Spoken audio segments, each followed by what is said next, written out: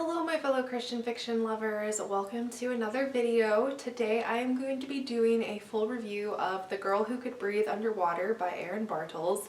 This book took me by surprise. I pre-ordered it a couple months ago just because I read the description and I thought, oh, that sounds cool, why not? And I've never read a book by Erin Bartels, but I saw a couple of reviews for her other books and I was like, oh well, they're highly praised, so I will just take a shot in the dark and see if I like it. This is me justifying why I pre-order so many books. I really just need to stop making excuses. It's a bad habit. Pro tip, if you want to avoid spending money on pre-orders, don't follow Baker Bookhouse on Instagram. Don't. Block them, in fact. I don't take my own advice. This is why I've ended up with this book and why I'm going to be talking about it. I'm kind of joking. I love seeing all of the new releases and ordering them.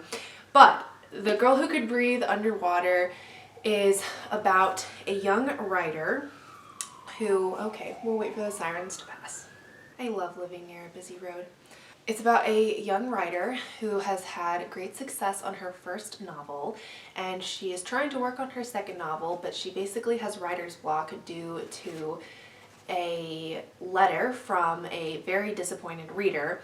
It's anonymous, but she has a feeling that it is from someone who she kind of like put in the story from her real life. So basically what she did is she took events from her like childhood in the summers that she would spend with her grandpa, and she like took her friends and put them and what happened in the book, but just changed it up a little bit.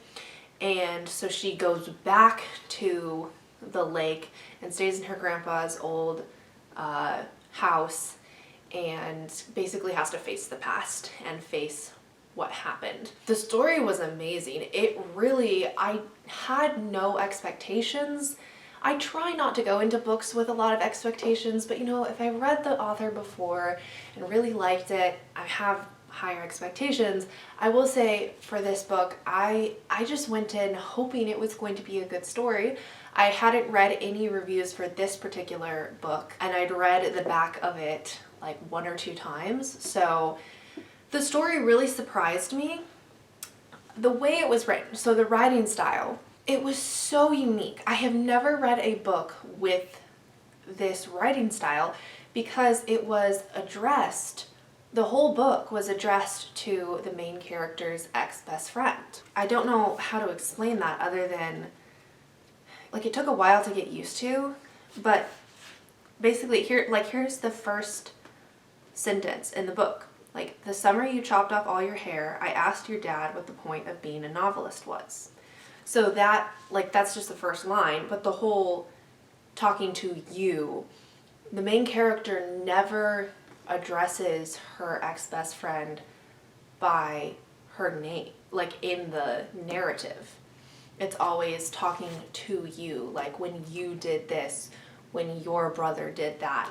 And I just thought that was so interesting, and it really felt like, even though they are no longer friends, it was just like almost an explanation for everything that happened. It was so unique, and I quite enjoyed that perspective, or I don't think most books could pull that off so well, but seeing as how this book really does center around that friendship and the brokenness of that friendship, it made sense for this novel. So the way that the plot flows in this book is basically, for probably the first 75% of it, it's this very fluid like narrative of present day and past day, but it's not like marked at the beginning of the chapter. It's more of the main character just exploring memories that she is encountering while she's back at the lake, and you know, seeing the same people again, and also forming a new friendship,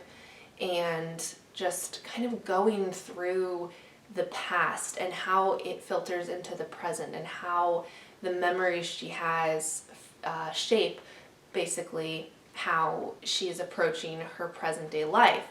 And just the fluid movement of it, like that's the only word that comes to mind when I think of it is like fluid. I don't know if that makes sense, but it's not a choppy like split time novel. And split time novels are great. Obviously, you know, I love them, but it's a very clear whether you're in the past or whether you're in the present. The way it just goes back and forth between her childhood and present adulthood is so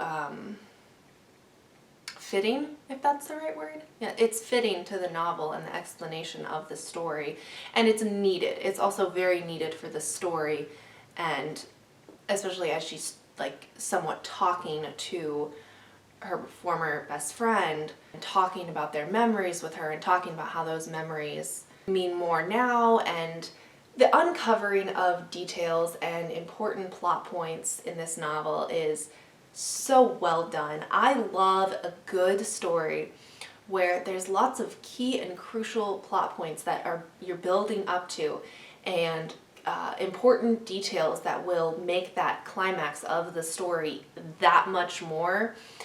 The uncovering of those details has to be like perfect and sequential and make sense to the story, and all of those things happened in this novel. I think that is mostly it.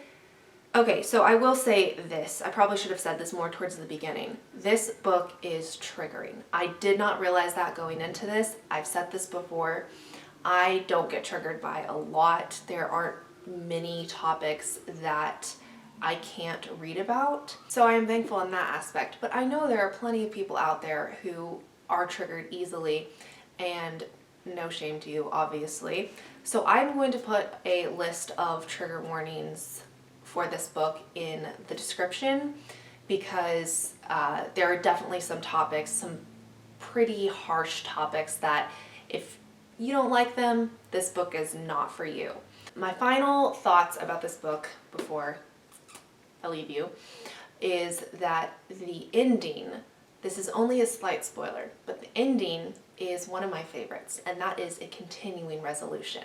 It is not a happily ever after. It's not a perfect stop. It is more of, this is how the main character, Kendra, never said her name, wow. This is how Kendra has decided to deal with and get over what happened in the past and what she uncovered about the past. Basically, this is how she's going to deal with it, and we don't get to fully see how that plays out in her life. We get somewhat of an idea of it, but we don't really get to take that next step with her and see how it really plays into publishing her next novel and continuing in a new relationship and all of that. The epilogue makes it seem a little like happy ever after, but to me it wasn't. To me it was more of just a continuing resolution that the reader's mind fills it in. We kind of get to think like, where will Kendra be in a year? Where will Kendra be when her next book comes out? That kind of thing. So yeah, those are my thoughts. I did more of like an analysis of this book. I think school is really getting to me, because I thought about, like, when I was thinking about how I was going to talk about this book, I just kept using all these terms I'm learning in school. So yeah, anyway, let me know if you have read this book, heard of it, what your plans are for it. Like, are you going to read it, buy it, that kind of thing? Yeah, let me know. Comments are open, and I love reading your guys' comments. So, thank you so much for watching this video. If you liked it, don't forget to give it a like, and if you want to see more content like this, go ahead and subscribe, and I will see you in my next video, whatever that is. Until then, bye!